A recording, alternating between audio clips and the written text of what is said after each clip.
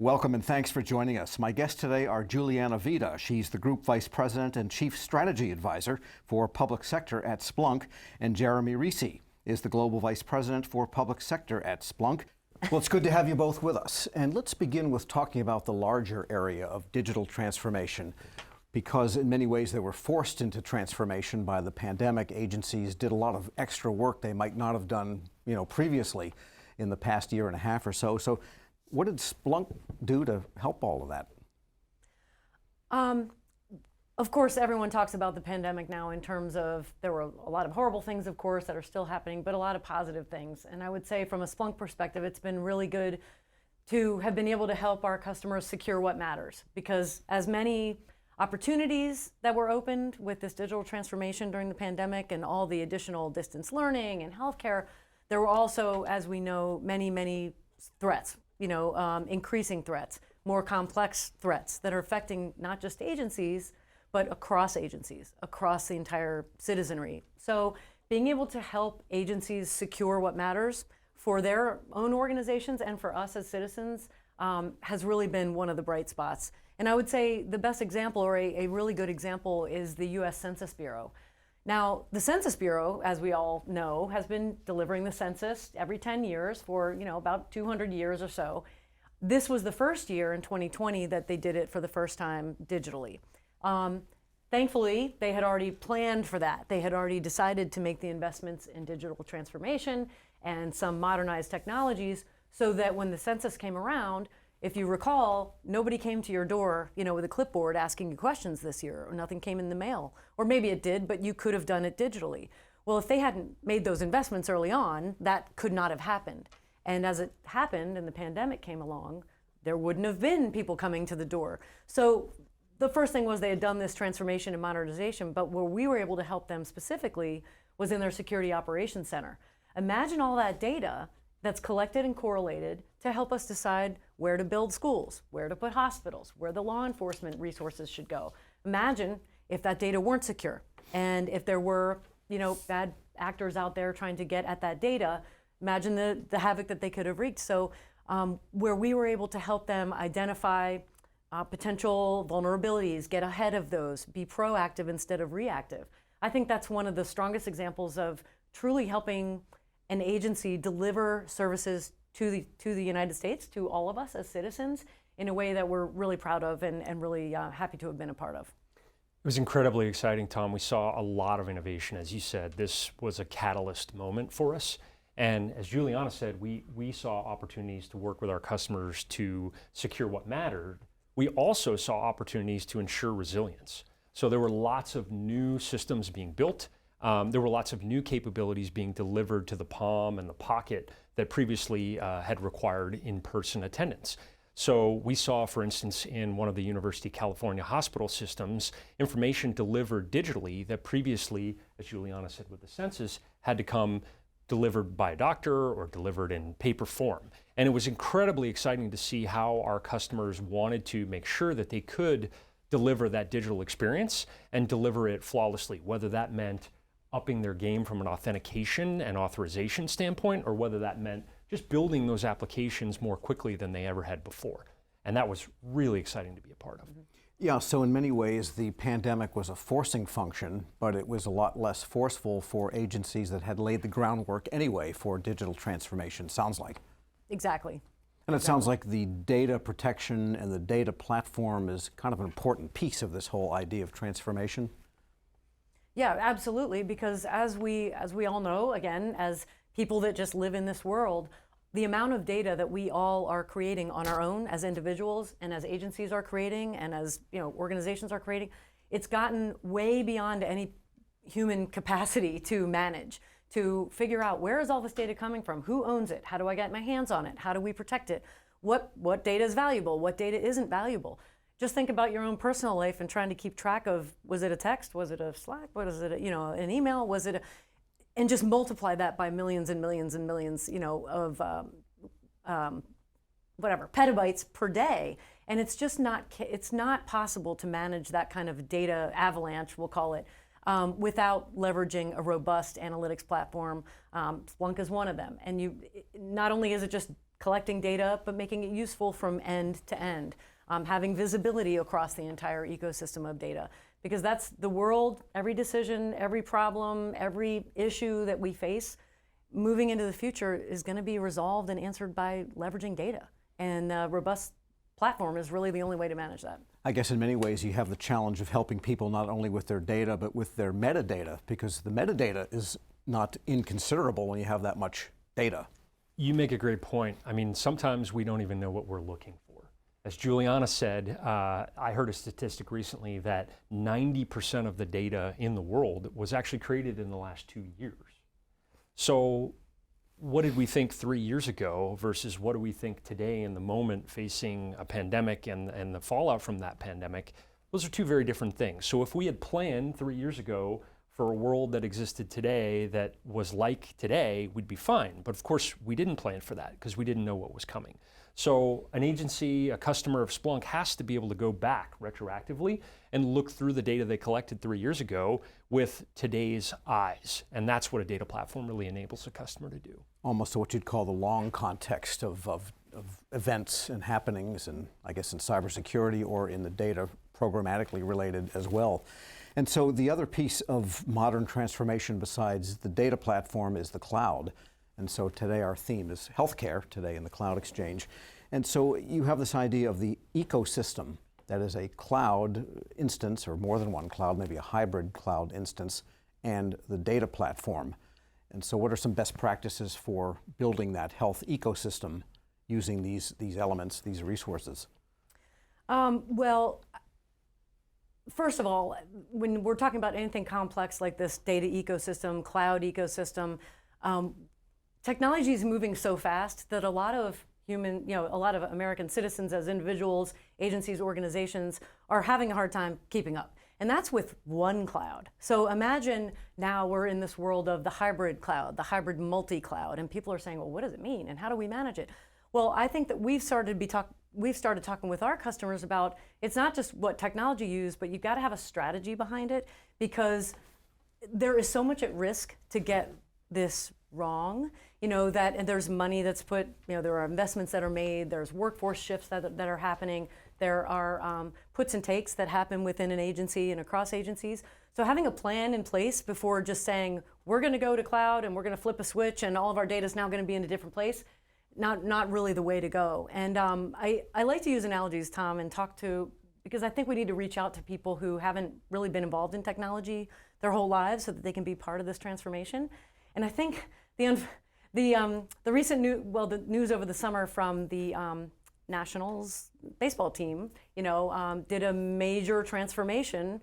To some of us, it looked like it happened all of a sudden, and what were they thinking? But then when you now hear the leadership decisions, they had a plan in place, they had a strategy. They too were moving valuable resources from one place to another. They didn't want to end up with a bunch of left-handed pitchers when they needed people in the outfield. So they had a strategy. This was a huge shift, but they had a plan. And when we talk to customers about cloud, of course we want to talk to them about the technology, but we also want to talk about the importance of what are you going to do with all of this data? Which cloud do you think can deliver you the best capability before you start moving your data in there? Because once the data moves into these different clouds, it can be very hard to get your hands on it, get that control of it like we talked about before.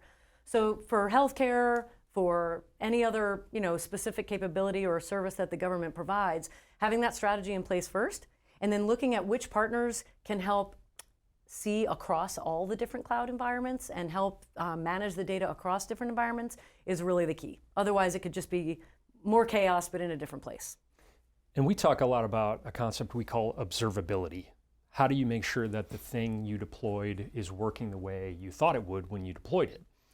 In today's world with hybrid cloud environments, it's much easier to see what's going on. There are heritage or legacy systems that are very hard to see, so to speak, in a data perspective. And now with all of the offerings we're seeing our customers adopt in the pandemic, and because it's in their plan, open telemetry matters. What really is important is how you parse through the data that these systems are generating, not collecting the data. And that's sort of, to go back to Juliana's example, the difference between focusing on RBIs and home runs as a statistic and focusing on base percentage and not making outs. So we think there's a tremendous opportunity for healthcare organizations to think differently, given the move to cloud and given the data opportunities that cloud presents. And just an aside question, because organizations like the Nationals also have a salary cap, or they try to keep within a certain range of salary. Federal agencies have budgets that they can't exceed, or they try not to. And so when you have data in the cloud, there's often costs with egress of that data. So your architectural plan must include some way of bringing your compute, your analysis to the data, rather than constantly downloading what you just uploaded. Fair enough to say? Oh, absolutely. I mean, there's just a lot of considerations that need to be looked at with that moving around of data. Where do we want it to be? Where do we want it to be to deliver on the outcomes that we want? And of course, and the more the cloud environment expands, the more complex that's going to be, with budget, of course, being a major component of all the decisions that are made with data. Okay, so yeah, just summarize then. What are the good elements of a good cloud strategy, data platform strategy, ecosystem for healthcare? I think any strategy has to focus on resilience, has to focus on measuring what matters, to your point about the relative value of data, and has to focus on flexibility. So to your question about the budgets that federal agencies are facing and the constraints they face as a result of those budgets, one of the things we've announced is a change in our pricing model. So we are allowing our customers, as of 2021, to deploy based on workloads and to deploy based on the amount of infrastructure that they're leveraging to answer the questions of their data, not how much data they have. And we announced an acquisition of a company called TrueStar that actually helps us to classify data and helps our agency customers to make better decisions about what data is important. That is the next generation of consideration in healthcare and cloud computing. And Juliana, earlier you mentioned the Census Bureau described in some detail the groundwork they had laid. So in some sense, their transformation was not a surprise because they'd been talking about it for some time. Yet this past year and a half has been a year of surprises, some unpleasant, some pleasant. But on the good side, anything surprise you in particular about what you saw federal agencies and what they were able to do?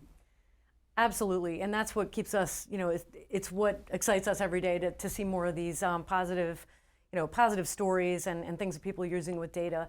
One thing that I've seen in talking with leaders and folks across the agencies is an opening up of a art of the possible with what they can do with data. In terms of delivering services to citizens, healthcare, education, census, et cetera. I see a lot more leaders thinking about not just, well, let's just make sure it's better than it was a year ago, or let's make it good enough that, people aren't complaining. Leaders aren't talking like that anymore. They're thinking, how can we deliver on the best, experience for the citizen? Especially because most of us have been in front of our screens for the last year and a half, whether it's on our phone or on a laptop. People expect a higher level of service. They know now that they can do work from home and get education at home and healthcare. And so I see and hear a lot more leaders talking about, once they realize what they have done already, leveraging their data, what else can they do? How can they make the services get to customers faster? Even in a fun way, with a better user interface or a customer experience. That has actually been quite surprising and quite exciting, because I've worked for and in the government for a couple decades, like us and like many listeners, and I wouldn't say that kind of energy enthusiasm has been a characteristic in the past, and now it is, especially with Splunk, because one of the beauties is you start to get data in and you want to do one thing with it.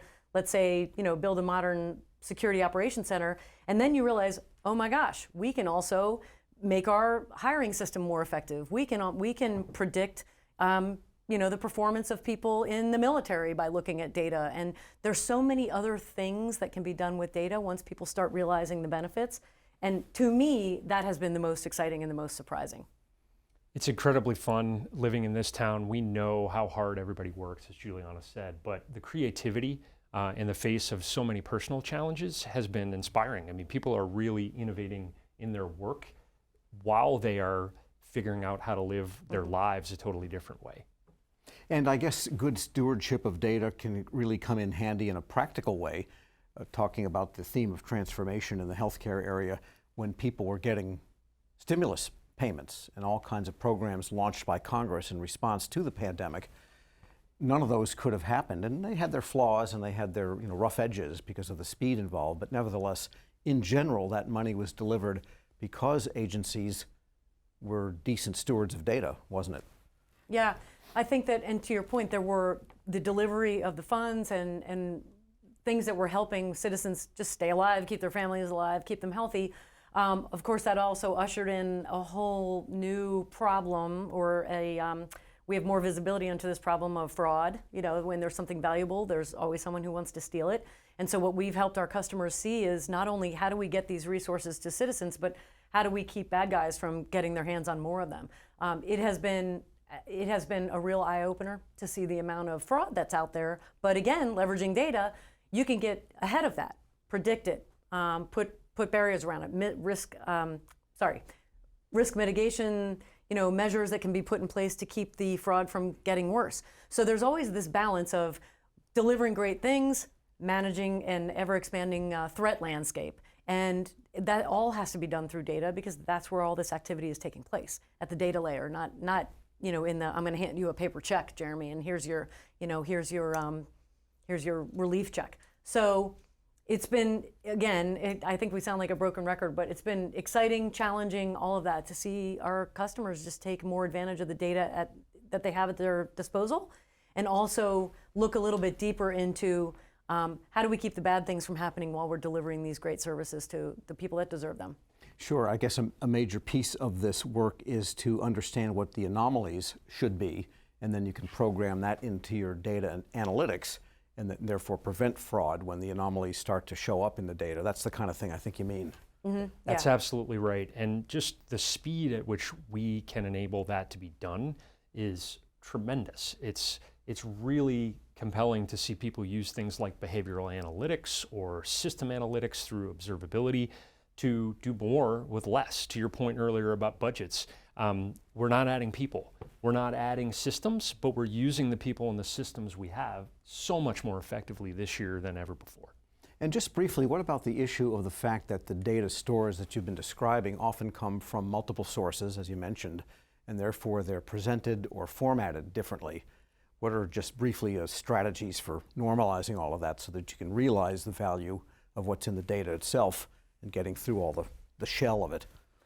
Well, it may not surprise you that there are technologies out there like ours that can take in data from any source in any format and structure. And so when agencies, leaders, decision makers are thinking about where to place their investments, that has to be a criterion. You have to be looking at technology that really looks at the data from any source, any format kind of a structure, because otherwise you won't be able to leverage the most value out of it, especially with all this different data sources, data types, manipulation of data, trying to figure out what you can trust and what you can't. Without having an underlying technology that helps parse out all of that, can just add to more complexity and just add more data to the pile without adding a whole lot of value. So that's a value proposition that Splunk platform certainly brings in, is making use of all the data, regardless of where it's coming from. All right, let's look ahead now. We are hopefully in the pandemic at some kind of phase where people can maybe do some planning, think about what the next phase is, especially in the healthcare area, which is really large and fast moving. So what's your best advice? What are your insights for people thinking about their health IT ecosystem in the future? Where do we go from here, and what's your best words for agencies thinking about this? Mm-hmm. Well, I'll start with a couple thoughts, and then I'd love to hear from Jeremy as well. I think we know two things, at least two things, but we know two things for sure. One, human beings are always going to need healthcare. And especially now, we've been through the pandemic for this long, people expect that to be available to them in ways that it wasn't before. So that's one thing. The other thing we know is that that security threats will continue to pop up, will continue to come in different ways that we weren't expecting. So with those two pieces, those two facts, or those two things that we know in mind, healthcare leaders need to not downplay either one of them. Don't forget about these security threats, and don't forget about the quality and the flexibility of healthcare that your constituents are going to expect. And again, all of that can be managed better with robust data analytics platforms that can help human beings make decisions that human beings are good at making, like having good bedside manner. How do I show compassion to my patients? How do we get creative with our workforce and train people in different ways and allow the pure data technology work and that avalanche of data that we talked about be managed by the platform itself. So that's how I would hope that healthcare workers are thinking about and healthcare leaders are looking into the future.